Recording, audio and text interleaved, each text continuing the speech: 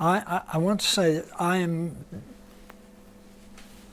my character is critical and individualist. I don't join things. I learn by tearing them apart and seeing if I can put them back together again. But listen to Scott's enthusiasm about the IEP, because this is my professional association. I'm a fellow of the IEP, and it's the first time in my career, which you can tell is quite a long one, that I've actually been a member of an organisation where I feel I can get to know people, I can have intelligent and thoughtful discussions, and have a website that's actually useful, and put some of our products on the website so that people like you can use it. And it's a great thing, the IEP. I mean, it's Scott's enthusiasm says it all. It's actually real in practice, and that's from someone who doesn't join things. I want to talk about the other end. So Scott's talked about professionalisation in the organisational sense, and that's been missing for many decades. I want to get down to some of the nasty stuff that we don't talk about when we're saying, oh, we've got this fabulous project, or we've got this amazing policy. I mean, I was in Slovenia once. I had a long argument with someone. They said, we've got this amazing disability policy. We give employers money when they employ disabled people. It's called subsidy. Happens in roughly half of the European countries. The trouble is, you can't, by looking at the unemployment rates for disabled people, you cannot tell which countries have got that policy. It doesn't work. So what works? Do we know? Do we really know? Well, in order to find out, it's no good just kind of having the discussions in the IEP. You have to look at the evidence, you have to look at published findings, you have to do your own work on training your advisors and testing the results. And that's what I want to talk about, really. Comparative trials. We've been doing some of this. We've looked at the worldwide evidence, over 200 research papers going back over 40 years. Amongst those, we found fewer than 20 that qualify as good evidence, a lot of guff from governments. And we say to ourselves, when you read those papers, you realise, you say, hang on a bit, what is disadvantage? Are disabled people disadvantaged? Well, the answer to that is simply no, not if they've got a great job and a happy life. They're disadvantaged if they haven't, but hang on a bit, what is that? I'm an older worker. Do I look disadvantaged? I don't feel it. And yet the European government has policies about older workers. Rubbish. Absolute nonsense. Policy wonks gets knotted. Anything. So if you look at population averages, you can get population averages, but you can't get effective policies for helping the person you're talking to. Because as everybody says, and they've been saying it for 40 years, we're individuals. Does that matter? Well, yes, it does, because it means that out of every group of people we talk to and get into a job, some of them would have got a job anyway. So we've got a nice salary and a comfy office and a bit of a stressful job, an horrible boss, and they've got a job. No, they would have got it anyway. Dead weight. It's present in all populations. It's a really important factor, and it accounts for the failure of the work programme, which actually resulted in an unemployment rate for people going through it that was worse than for the people who didn't go through it. Not good. And there are other factors like substitution, where you simply put one person into a job, which means that somebody else didn't get it. And you can do harm to people, like the guy I met who was in his 50s, had an injury, he wanted to be a joiner. I'll tell you the full story when we've got a cup of tea in front of us, because it's really funny. But he wanted to be a joiner, and he was a very good amateur joiner.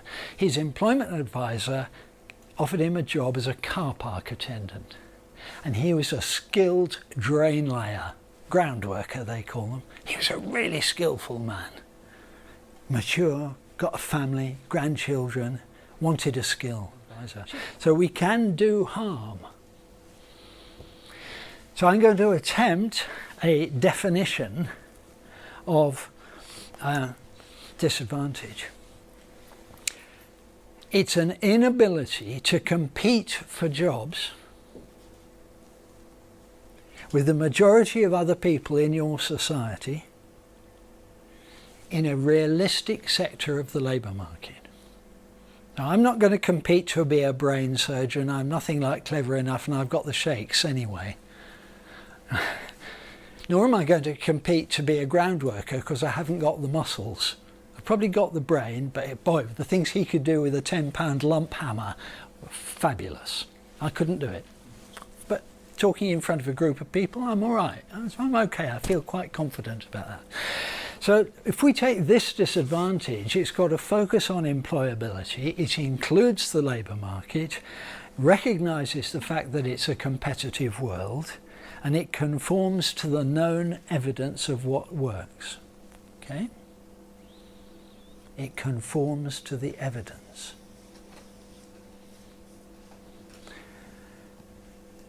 Right. What does that mean? It means you're not out of work because you're disabled. You're out of work because you haven't chosen an occupation that suits you. You may not believe it's out there, in which case you're a long way away from choosing it. If you have chosen an occupation that suits you, the question is it available? Are you going to go to the sausage factory at one end of the street, or the pie factory at the other end of the street, or the sweet shop in the middle? That's the choice. What are you going to do? No, I'm going to get an education and go to London. Fine, choose and then find a job. Having done that, you're going to need to compete with other people, and when you've got a job, you've got to keep it, which means big life changes along the way, and permanent life changes, and all sorts of problems that people here know about more than I do, about finances and transport and psychology and social connections, all that stuff in there. That list conforms to the known evidence of what works. And if you get an advisor who gets a client come in, and the client goes, "All right, got a CV?" "Oh, well, no, fine, we'll make you a lovely CV, and then you can go and look for a job." Remember what I said a minute ago? It's about doing harm. The first question is, would you like a job?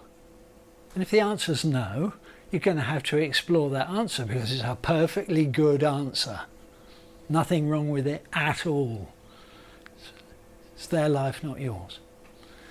CV might happen later, but in my village, if you walk into the pub looking for work, which a whole group of people who live in the village regularly do, all the builders, painters, decorators, they go to the pub when they want a job, and they talk to people. If they handed out CVs,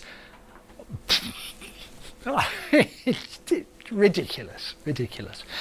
So there's a certain sense of progression and honourability about all of this.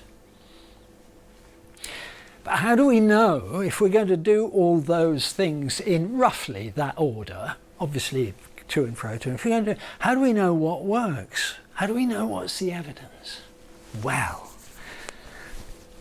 bad evidence. Let's get rid of the bad stuff. First of all, everything that's been written by a government that has a minister's name on the front is usually rubbish. Some of it's good, and you can find that in places like the Department of Work and Pensions archive, which is a good place to go for some reasonable quality research. It's not the best in the world, but it's good stuff. Case studies. I once wrote a whole bunch of case studies about the European Social Fund. They look lovely. They're in glossy with a nice photograph of a person on the front, and it's not evidence. With all case studies are good examples. They explain, but they're not evidence. And what your mate in the pub thinks is just as good, i.e. no good at all. Now, if you get an independent reviewer to look at things, and if you look at statistically robust comparisons, the evidence starts to look okay-ish, but it's still very difficult to do because there's all sorts of technical problems about comparable populations. And am I comparing people who are out of work because they are ethnic minorities with people who are out of work because they're migrants or because they have some specific learning difficulty? It's really tough. Better is to compare two programs with a control group that hasn't had the service, using a clear methodology that you designed before you started your trial. If you design your methodology after you started your trial, boy, are you going to get yourself into some deep, deep water, because you'll make compromises that undermine the independence of the data. Okay, has anyone done any of this? Anyone done any comparative trials? Has anyone written up a case study and said, look guys, this is great, it worked for us? Yeah, no, I'm putting 2 hands up for all the ones I've done. Yeah, so case studies, they're kind of gratifying, aren't they? You kind of feel, oh, that was great. And then you have to have a statistical evaluation. If you've got 2 groups and you measure the results, how do you know whether what you measure has got any value? You could say, oh, my group did really well and your group did rubbish. Was it down to chance? Because it quite often is. And I've done comparative studies where the result has looked good until you do the statistical measurement, and then you say, Riz, actually, this is probably just a chance effect, because groups are different from one another. And the gold standard, I think I've read maybe 10 gold standard studies in the world, at least in the English language, in the last 30 or 40 years. And that's pretty tough. But they all say the same thing, which is encouraging. The gold standard is a proper blind test where the evaluators don't know who's in which group, the A and B group. Okay, so I'm going to give you an example of a comparative trial which we ran a year ago. It finished now, and what we got from it. And there are some problems with it, and I'm happy to talk about those. Before I do that, does what I've just been saying make sense to you? Okay, do you do it? Go on, somebody say yes. Go on. It's all right. I'll say no. Go on. From the point of view of most of the time when we're doing something with employability, Yeah. it's because we've secured some funding to get a number of people into jobs, upskill people, etc., European funding or whatever. So as a result of that, there will be an evaluation that's required to be commissioned. Yeah. That will be an independent evaluation by a third party, procured appropriately. But of course, there is no funding within that bubble to do a comparative.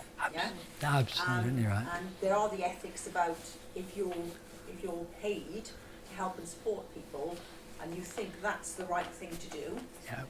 Do you ethically put people into a not having a support? There is an issue there. So Yeah. I think in that environment, the issue about case studies is often for a number of reasons. One, it's because we like to celebrate the success of an individual, and they're happy and they will put their name to it, their picture to it. Which is great. Sometimes we want to celebrate and provide some example to other people who may be in similar circumstances, some encouragement if they could join into that it's not beyond the wit or beyond their circumstance. And that may or may not be anonymous sometimes if we haven't got the consent. And also, in lots of cases when you're bidding, it also helps to have some case studies to put in because actually that gets looked at as part of the scoring. It does, because it explains so well what you're doing, and it gives the evaluator a sense of, oh, these are really nice people and they know what they're doing, and it does all sorts of good things for your score. So it's, but as to having the luxury, I suppose, of being able to say, okay, we'll do that, because we really think from from our hypothesis that is really going to deliver the goods, and there we go, and we'll do Yeah. that. And then alongside of that, we either will be able to have access under GDPR to a group of people who we decided to exclude. No, I've never been in that situation. Good, thank you. Scott? I think it's really difficult, isn't it? Because if we are doing what we do because we want to engender and support social change, then it's really hard not to go, well, we want to serve and support as many people as possible. And we shouldn't be creating an environment where that group of individuals can't receive the support. The irony is in health, which is often definitely life and death, randomised controlled trials are very normal.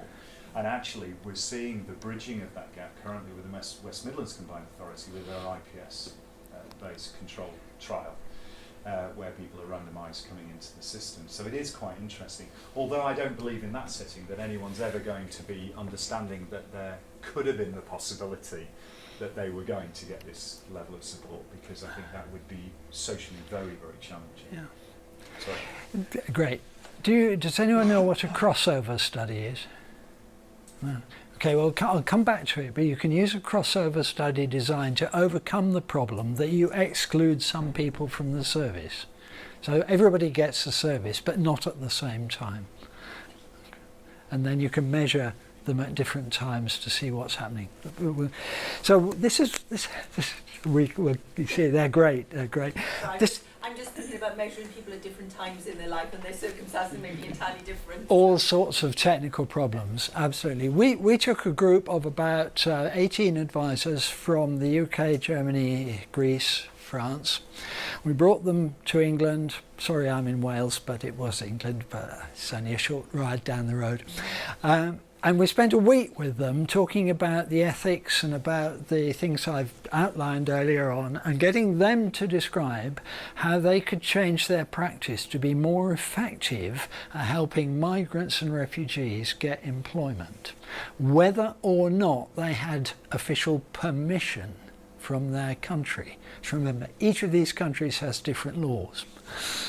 So we've got different policy environments, we've got different professionals coming together to try and improve their practice in relation to employment. Spent a week together, an intense Monday morning to Saturday lunchtime. Poof. We measured their reactions to our training. Well, that's a happy sheet, isn't it? We know about happy sheets. They're so called because you're so happy it's over, you'll write anything. We measured their activity and their confidence about using advice skills. We measured their clients' beliefs about employment and their clients' satisfaction in their life, in 4 different areas of their life. We measured once after the training and again after 4 months. We also did the same with a matched group of people who had not been on the training. So that was service as normal. And the test was there a statistical difference between the trained group and the untrained group's clients? Now, it's not the gold standard because it's a self-selected group. It was self-report. It wasn't observation by an independent observer. There are lots of technical problems, but it was getting close to the gold standard. What we found was, apart from good happy sheets, 9.5 out of 10, they said, this is going to change my work. And they showed higher confidence to give employment advice. Now, this is social workers, housing workers, volunteers, psychologists. It's not, and a couple of employment advisors from the German job centres. So there's a measurable improvement. The clients showed gains in their confidence and their beliefs about work and in their life satisfaction. Then critically, this should give us, I'm being cynical and horrible because I always am. I do it with a smile, but it's a crocodile smile. There is light in the tunnel, however, because we asked the people who'd not been on the training whether they would be influenced either by the questions we asked in the questionnaires or by the people who were going on the training? And they said yes. They were influenced to do more of the right things. So there's a potential here that you train up some people to be absolutely fabulous employment advisors with the most disadvantaged group in the world. And it has a ripple effect. It goes out through the organisation. It doesn't just stop in the one person. And thank God, at last, after all these years, I can say the effect was felt 4 months after the training. Let's look at what those results mean. Here's the change in pre to post scores of the advisors scored out of 100. So you can see percentage increases in confidence about key aspects of employment advice. All of them pretty reasonable, worth having. Here's the change in client scores between the questionnaires. In red, the clients of the untrained advisors. In blue, the questionnaires of the clients of the trained advisors. On the left here, we have questions about work confidence. On the right, all the questions. And here, look at what's, we didn't expect this. This is 4 questions about life satisfaction amongst migrants. Remember, they haven't got homes, they're under legal duress, some of them have to be visiting the police station every other day. It's a pretty bad life. The impact of improving their self-confidence about employability on their life satisfaction was statistically greater for the people with trained advisors than not. So Scott said something really nice about I save lives. And he's quite right, he's never saved a life. He might have saved mine once or twice, but not only in a moral sense. But actually this is saving lives. Because those migrants, many of them are not permitted to work. They weren't going to go into work, but they've been given a boost. And we can talk about that. This is one of those fabulous ones, isn't it? Again, blue is the trained advisors, and orangey, browny, yellowy, ochre colour is the untrained advisors' client responses. And where the blue lines don't overlap the black lines, you can see a statistical difference at 95%.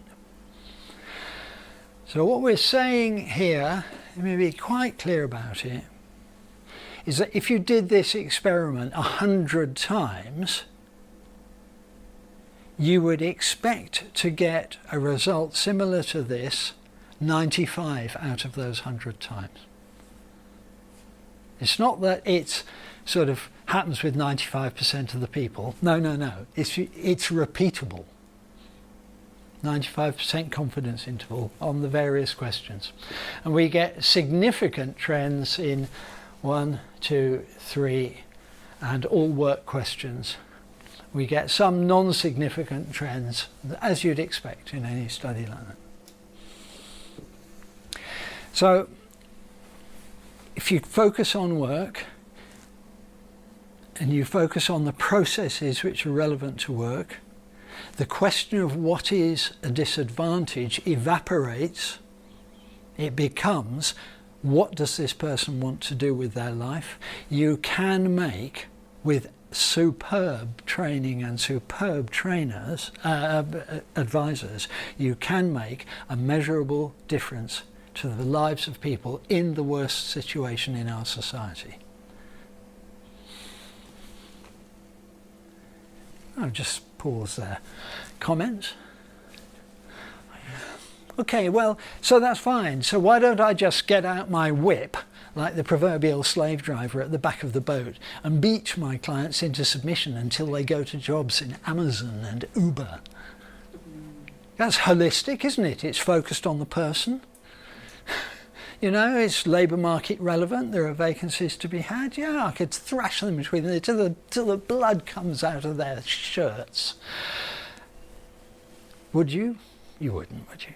No, you wouldn't. I know you wouldn't. I can tell you don't want me to talk like this. Ethics matter. We can do harm as well as good. And I need to ask the question, who's making the decisions and are they capable? So if I'm working with a person who's got let's say a learning difficulty, the question is not, they'll never understand, I'll help them. The question is, how do I enable them to make an informed decision for themselves? If you do that, you're a decent advisor. If you make the decision for them, well, fine. Just don't come anywhere near. Am I doing harm? Who can think of some ways? Can you think, have a look at these. Can you think of any ways of doing harm that you've experienced?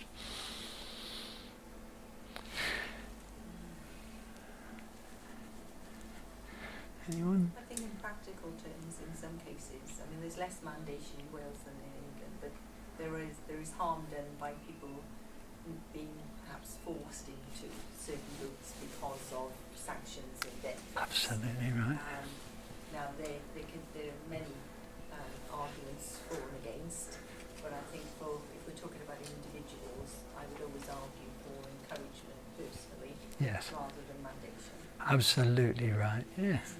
I think the realism as well. I think that sometimes, somebody can come to you and say, I want to do this, I want to take this career path, and you're thinking, oh, I'll be able to do that in a million years. You go, yeah, all right then, let's see what we can do.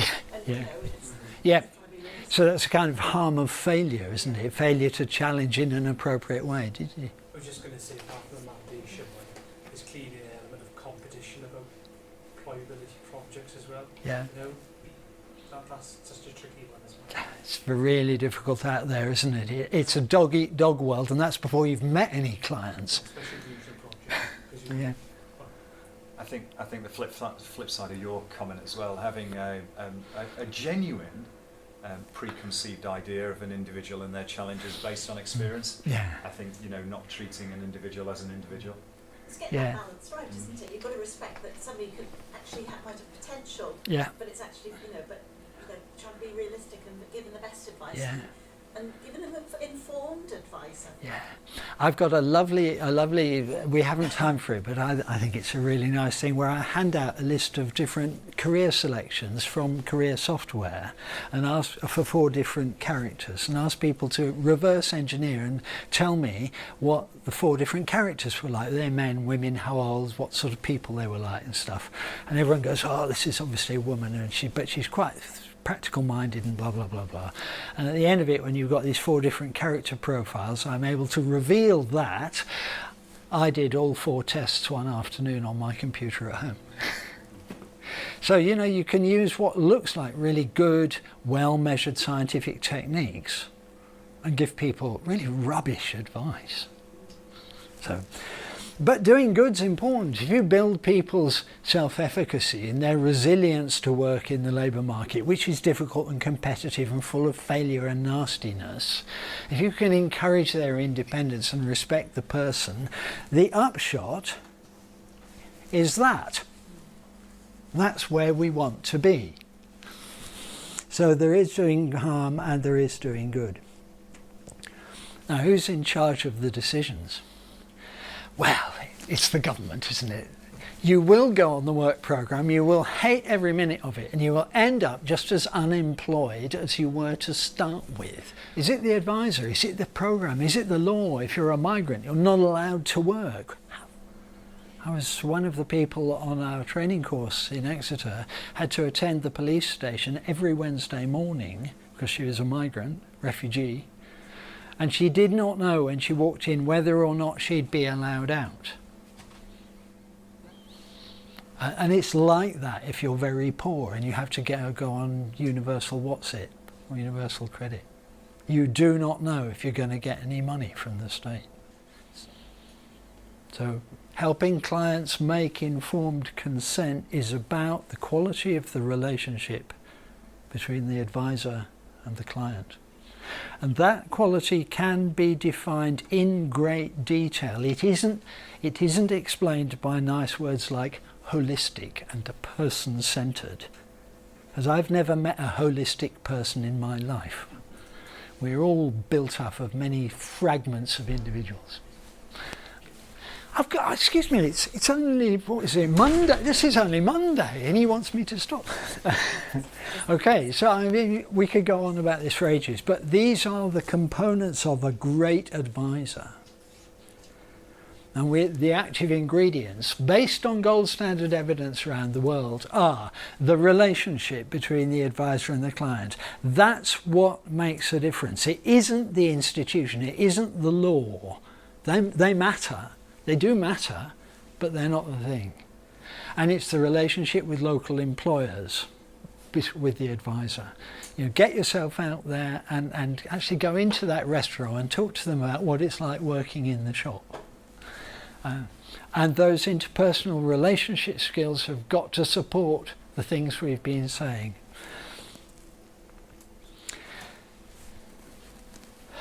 This is, I'm not going to run through all of this, so do take photos, write notes, or catch me, better still, catch me afterwards, and I can give you all of this in the form of a curriculum which you can use. I think you've got 5 minutes, and then people will need a few minutes to get upstairs. They will. So that's only 30 seconds. Yeah, no, fine.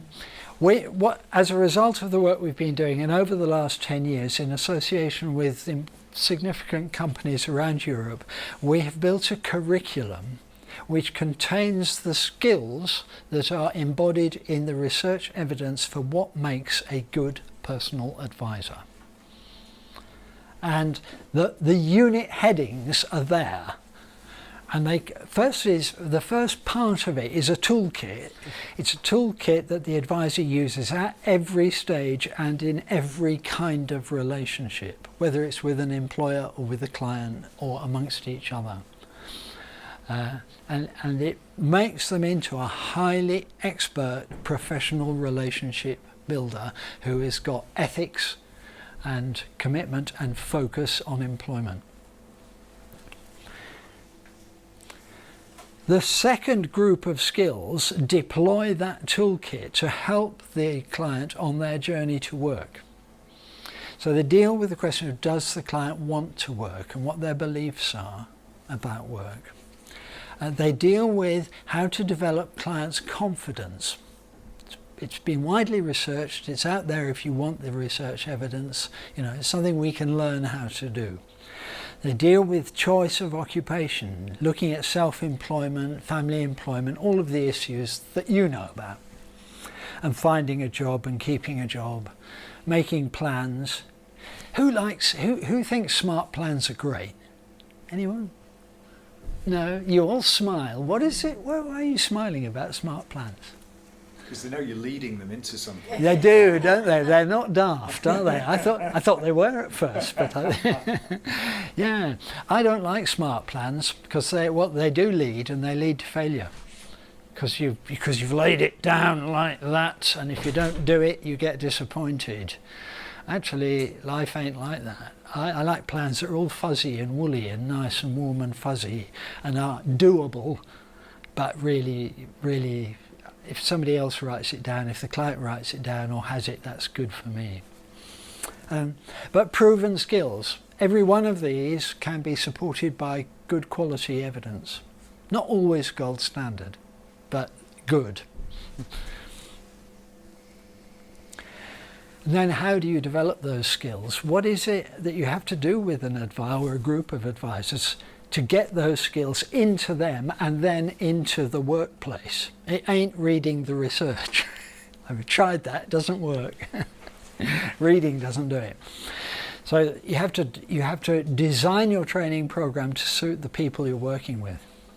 And with our group of refugee advisors, we gave them 2 sets of questionnaires and had a long debate with them before they ever joined us in the UK. So we knew how clever they were before we started.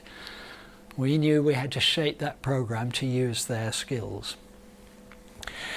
The trainers have got to be competent advisors. Theory alone doesn't cut the mustard. And it has to be a joint venture. And one of the things we like using very much, we call quality assurance frameworks. These are statements of how to behave when you're an advisor. We've got 18 of them, perhaps 100 statements in all. You can use them in training to say, are you giving the right kind of feedback? Are you building self-efficacy? Are you encouraging independent thinking? Are you connected to the labour market? Are you joined up to the local community in a suitable way? So quality assurance factors make the difference between nice to do and knows how to do it. Can I ask about this? Is it a specific quality assurance framework that you've put together? Yes. Okay. And is it available? It is, and I can give you a card. You can get it on the IEP Knowledge Bank Oh, great. when you join. How was that? That was great. Thank you. Or I've got a card. Rachel, if she wants to know more about IEP and all And very briefly, at the end, design your evaluations before you start. Design them. Think about what you want to measure, and it isn't always did they get a job. And it's a difficult question to ask, even harder to answer. Have a control group. So have a group A who get the service in month 1 and group B doesn't, and swap them over in month 2, and measure them at the end of month 1, at the end of month 2, and again and again and again, and see what happens. So you don't have to exclude anyone. You don't have enough people in your control group and in your measurement group to guarantee statistical reliability. It's not going to work, but you almost always will. If you get numbers like 30, 40, 50 or 100 people through, you're on good ground, and most of us do. Measure your advisors and your clients. As if your advisors end up being miserable and the clients have all gone to work, you've got some questions to answer. I don't know quite what the questions are, but if the clients don't go to work and the advisors are as happy bunnies, you've got some problems to address as well. But you've got to be pragmatic. This isn't easy. It's very difficult and very expensive in time and effort to do the gold standard. Very expensive. But you can get close to it with a bit of thinking. Okay. And there we are. Thank you, David. Thank you. You've now been taken over by the ministerial address, which is going to happen upstairs. Right. Can I just remind all of you, thank you very much, David, for that, and can I just remind all of you that anyone that wants to get in touch is really easy. Maria knows all about the IEP, and there's a website, kind of engage through that. And secondly, because you've been here today, if you did decide to be a member of the IEP going forward, you get a 33% discount. That's how we work that out for you. So it's cheaper than chips.